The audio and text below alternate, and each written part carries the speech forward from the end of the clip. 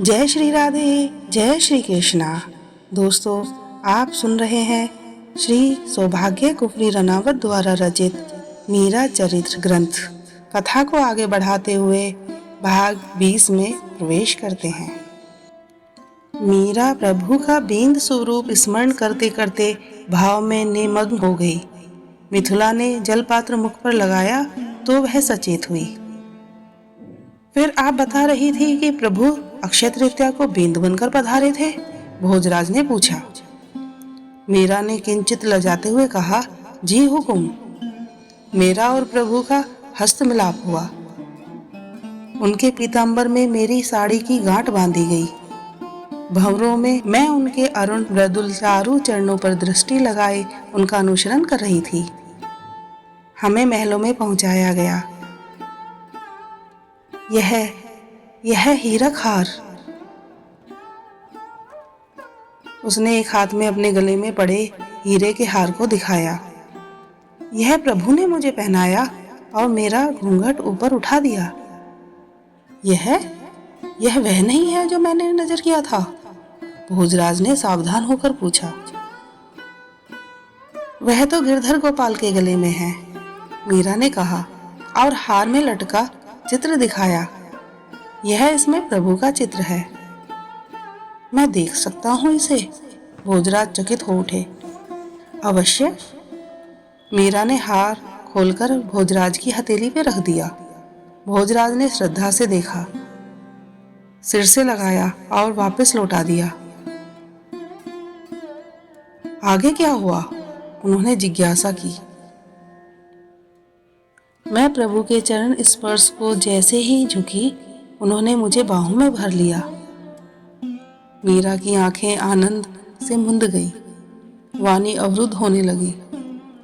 हाँ महारा सर्वस्व महु थारी चेरी। मीरा की अपार्थिव दृष्टि से आनंद अश्रु बन ढलने लगे।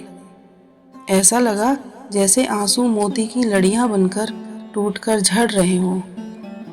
उसे स्वयं की सुध न रही। भोजराज को मन हुआ उठाकर जल पिला दें, पर अपनी विवस्था स्मरण कर बैठे रहे। कुछ क्षणों के पश्चात जब मीरा ने निम्लित दृष्टि खोली तो किंचित सकुचाते हुए बोली, मैं तो बावरी हूँ, कोई अशोभनीय बात तो नहीं कह दी? नहीं, आप ठाकुर जी से विवाह की बात बता रही थी कि कक्ष में पधारने पर आपने प्रणाम किया और? जी, मीरा जैसे खोए हुए स्वर से बोली। वह मेरे समीप थे, वह सुगंधित श्वास, वह दे गंध। इतना आनंद मैं कैसे संभाल पाती? प्रातःकाल सबने देखा यह गठ जोड़ा, हथलेवे के चिन्ह, गहने, वस्त्र, चूड़ा। चित्तौड़ से आया चूड़ा तो मैंने पहना ही नहीं।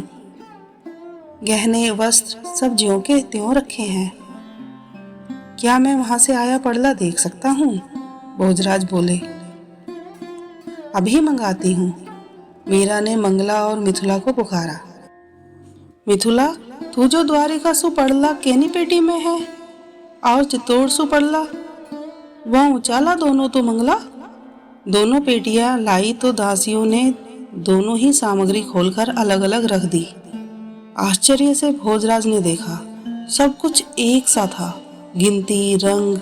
फिर भी चित्तौड़ के महाराणा का सारा वैभव द्वारिका के आए पड़ले के समक्ष तुच्छ था। श्रद्धा पूर्वक भोजराज ने सब कुछ हुआ, प्रणाम किया, फिर यथा स्थान पर रख सखियां चली गई तो भोजराज ने उठाकर मीरा के चरणों में माथा धर दिया। आश्चर्य से भोजराज ने देखा, सब कुछ एक सा था, गिनती, रंग। फिर भी चित्तौड़ के महाराणा का सारा वैभव द्वारिका के आए पड़ले के समक्ष तुच्छ था।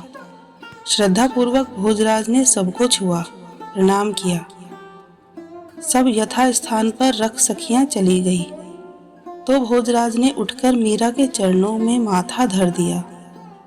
अरे यह क्या कर रहे हैं आप? मीरा ने चौंक कर कहा और पांव पीछे हटा लिए। अब आप ही मेरी गुरु हैं। मुझ मतिहीन को पथ सुझाकर ठोर ठिकाने पहुंचा देने की कृपा करें। गदगद कंठ से यह ठीक से बोल नहीं पा रहे थे। उनके नेत्रों में अश्रुओं की बूंदें मीरा के धवल चरणों का अभिषेक कर रहे थे। भोजराज सजल नेत्रों से अतिशय भावुक एवं विनम्र हो मीरा के चरणों में ही बैठे उनसे मार्गदर्शन की प्रार्थना करने लगे। मीरा का हाथ सहज ही भोजराज के माथे पर चला गया। आप उठकर विराजिए। प्रभु की अपार सामर्थ्य है, शरणागत की लाज उन्हीं है। कातराता भले ही आपको शोभा देती है, कृपा करके उठिए। भोजराज ने अपने को संभाला। वे वापस गद्दी पर जा विराजे और साफे से अपने आंसू पोंछने लगे। मीरा ने उठकर उन्हें जल पिलाया। आप मुझे कोई सरल उपाय बताएं। पूजा पाठ, नाचना गाना, मंजीरे या तानपुरा बजाना मेरे बस की बात नहीं है, भोजराज ने कहा। यह सब आपके लिए आवश्यक ही नहीं है, मीरा हंस पड़ी। बस आप जो भी करें प्रभु के लिए करें और उनके हुक्म से करें, जैसे सेवक स्वामी की आज्ञा से अथवा उसका रुख देखकर कार्य करता है। जो भी देखें उसमें प्रभु के हाथ की कारीगरी देखें। उस समय के अभ्यास से सारा ही कार्य आपकी पूजा हो जाएगी। युद्ध भूमि में शत्रु संहार, न्याय आसन पर बैठकर अपराधियों को दंड देना भी क्या उन्हीं के लिए है? हाँ हुकुम, मीरा ने गंभीरता से कहा। नाटक के पात्र मरने और मारने का अभिनय नहीं करते क्या? उन्हीं पात्रों की भांति आप भी समझ लीजिए कि न मैं मारता हूँ न वे मरते हैं, केवल मैं प्रभु की आज्ञा से उन्हें मुक्ति दिला रहा हूँ। यह जगत तो प्रभु का रंगमंच है। दृश्य भी वही है और दृष्टा भी वही है। अपने को कर्ता मानकर व्यर्थ बोझ नहीं उठाइए। कर्ता बनने पर तो कर्म फल भी भुगतना पड़ता है। तब क्यों ना सेवक की तरह जो स्वामी चाहे वही किया जाए। मजदूरी तो कर्ता बनने पर उतनी ही मिलती है जितनी मजदूर बनने पर ऐसे में स्वामी की प्रसन्नता भी प्राप्त होती है। हाँ, एक बात अवश्य ध्यान रखने की है कि जो पात्रता आपको प्रदान की गई है उसके अनुसार आपके अभिनय में कमी न आने पाए। मीरा ने थोड़ा रुककर फिर कहा, क्या उचित है और क्या अनुचित, यह बात किसी और से सुनने की आवश्यकता नहीं होती। भीतर बैठा अंतर्यामी हमें उचित अनुचित का बोध करा देता है। उसकी बात अनसुनी करने से धीरे धीरे वह भीतर की ध्वनि धीमी पड़ती जाती है और नित्य सुनने से और उस पर ध्यान देकर उसके अनुसार चलने पर अंतःकरण की बात स्पष्ट होती जाती है। फिर तो कोई अड़चन नहीं रहती। कर्तव्य पालन ही राजा के लिए सबसे बड़ी पूजा और तपस्या है। जय हो, जय मीरा गोपाल, जय राधा माधव, हरि बोल हरि बोल। दोस्तों, अगर मीराबाई की कथा आपको पसंद आ रही है तो मेरे चैनल को प्लीज़ सब्सक्राइब कीजिए, लाइक कीजिए और कमेंट कर बताइए कि क्या मुझसे त्रुटि हो रही है और मुझे उसे कैसे सुधारना है और भाषा में होने वाली गलतियों को क्षमा कीजिएगा। धन्यवाद।